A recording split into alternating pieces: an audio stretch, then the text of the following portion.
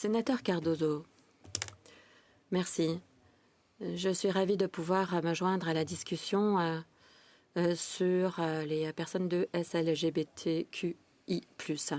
Je profite de cette occasion pour aborder une question très précise, à savoir la décision récente du comité chargé de la vision et du plan à long terme d'installer des toilettes neutres dans les édifices du Sénat rénovés. Il y a eu un peu de résistance, mais je suis heureux de constater qu'en général, la discussion a bien eu lieu en 2023 et pas dans une époque antérieure.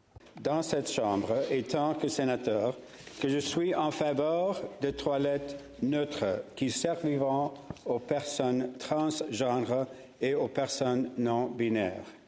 I want to say as clearly as I can on the floor of the Senate. Je veux être très clair. Ici au Sénat, à titre de sénateur, je dis donc que je suis pour les toilettes neutres qui vont pouvoir accueillir les Canadiens transgenres et les Canadiens non-binaires. On parle de Canadiens. Et en plus, comme pour la plupart des accommodements, de nombreux autres Canadiens vont bénéficier de ces mesures et en profiter.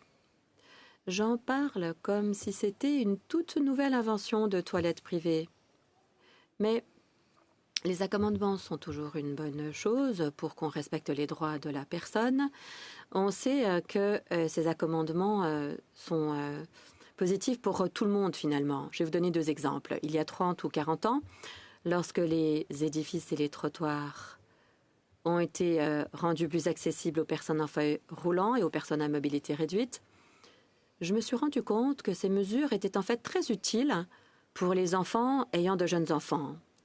Moi, je suis restée à la maison pour m'occuper de mes enfants pendant quelques années et je me souviens que à maintes reprises, je me suis dit que c'était vraiment utile quand j'avais mes petits en poussette. Ces installations destinées aux personnes handicapées ont donc beaucoup aidé les personnes ayant de jeunes enfants, qui sont beaucoup plus nombreux que les personnes en chaise roulante.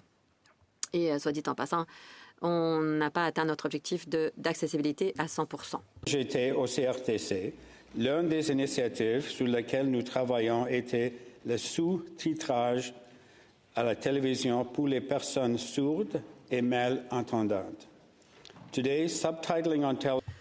Aujourd'hui, le sous-titrage à la télé est une mesure qui s'autofinance par la publicité, par le parrainage, et c'est quelque chose qui est utilisé par un grand nombre de personnes, par exemple les clients des bars, des pubs, des restos, ainsi que des salles de sport et des centres de santé. Alors, la prochaine fois que vous vous retrouverez à lire les sous-titres à la télé, dans un aéroport par exemple, n'oubliez pas de remercier les pionniers de ce service, à savoir les Canadiens sourds et malentendants.